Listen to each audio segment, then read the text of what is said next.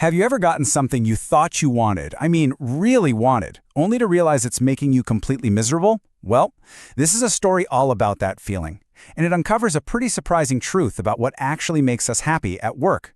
It's a journey that really comes down to a few very hard but very necessary deep dive conversations. Okay, let's just start right there. That single sentence pretty much flips everything we think about success completely on its head, right? For the person in our story, a promotion wasn't some kind of victory. It was the beginning of a huge personal crisis. So how on earth did he get there? Well, believe it or not, the story starts in a much happier place.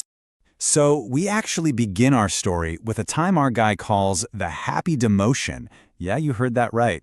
It was a time when taking what looked like a step backward on the career ladder somehow felt like a giant leap forward for his own happiness. So you gotta picture this. After some struggles at his job, he gets assigned what most people would call grunt work. He and his colleague even got made fun of for it by their coworkers. But then, a really weird thing started to happen. He didn't mind. Actually, he was starting to really enjoy his job again. And this was the project they were working on, the Llama project. Look at this list. This isn't exactly high-level corporate strategy. We're talking designing flyers, making t-shirts and buttons for the local zoo, stuff like that. It might have seemed silly to everyone else, but for him, it was sparking this real, genuine joy. And that's the central puzzle of this whole thing. He was happier. His wife, Anna, could see he was happier, but he couldn't tell you why. He was doing what was considered lower-level work, but he felt fantastic, and he just decided not to question it, which that meant he skipped the most important, deep-dive conversation of all, the one he needed to have with himself. All right, so now let's see how this all leads to the first major turning point in the story. The good times start rolling, he starts achieving conventional success, and right alongside it comes this creeping, awful sense of dread. And for a little while, life was, well, it was exactly what you'd hope for. He was climbing the ladder, he got married to Anna, they had their first son, Matthew. The Sunday scaries were a thing of the past. Everything was going according to plan. And then, that terrible thing happened. He got the promotion. On paper, this promotion was perfect. More money, his own office, bigger responsibilities. He was absolutely ecstatic. But that feeling, it lasted for about a month. Then, the shine just completely wore off. He describes it as this slow, creeping thing, like the joy was just leaking out of him. A small problem here, a tough conversation there, and that old familiar dread on Sunday nights, it started coming back. But he didn't dare say anything to Anna. With a young family, he felt this enormous pressure to be stable. So he just buried it and tried to push through. And this brings us to a really pivotal moment, his annual performance review. Something that should have been totally routine turns into one of those super uncomfortable but totally necessary deep dive conversations. And here's the spark that lit the fuse. This was his review.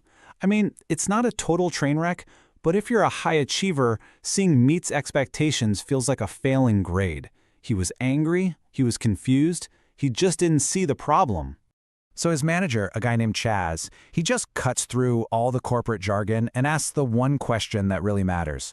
Not, are the clients happy or are we hitting our targets, but are you happy? It's such a simple, direct question, and it just floored him. So of course he gives the automatic answer, yeah, of course I'm happy. But Chaz wasn't buying it for a second.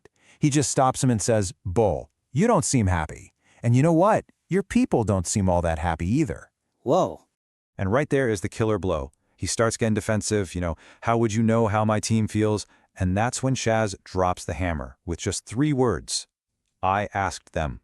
And in that moment, he was just frozen. What can you possibly say to that? There's no comeback. All his defenses just completely crumbled. And this just captures that feeling perfectly. On the one hand, here's what he was screaming in his head, what he wanted to say to Chaz. But on the other hand, here's what actually happened. Total paralysis.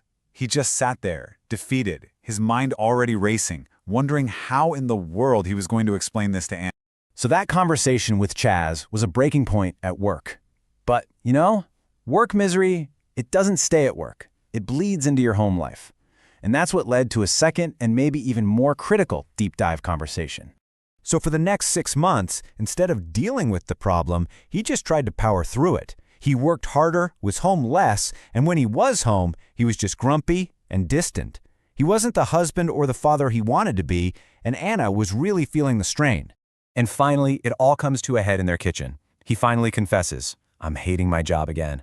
And Anna is just crushed. She starts crying. But just when the conversation hits rock bottom, she completely changes the subject with this shocking news. "By the way, I'm pregnant."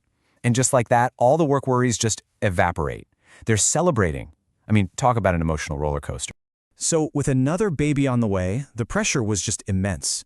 This wasn't just about his own happiness anymore. It was about the stability of his growing family. He knew he had to do something, and he had to do it fast. And then, just when he needed it, an escape route just appeared. Look at how fast this all happens. It's incredible. Day 1, a headhunter calls. Just 2 days later, he's having lunch. A few days after that, boom, he's in a new job with a 20% raise. And only 4 days into the new gig, he felt happier than he had ever been. A total whirlwind turnaround. But here's the key. He was thrilled about the money, obviously, but he knew deep down that wasn't the real reason he felt so relieved. He understood that his happiness was tied to the work, but he still couldn't put his finger on exactly what that something was. The mystery wasn't solved. So, for the next 7 years, life was good. They had more kids, he was enjoying his work, he became a VP, and his job satisfaction was just a given. He kind of took it for granted. He had escaped the problem, but he never really understood it. And this is where it all comes full circle. Everything seemed perfect. He was successful, he was happy, he'd found his groove. Until one day, an announcement changed everything. We're left hanging. And it leaves us with this big question. What happens when we build a successful life on a foundation that we don't actually understand? What happens when we never have that deep dive conversation with ourselves to figure out what truly makes us tick?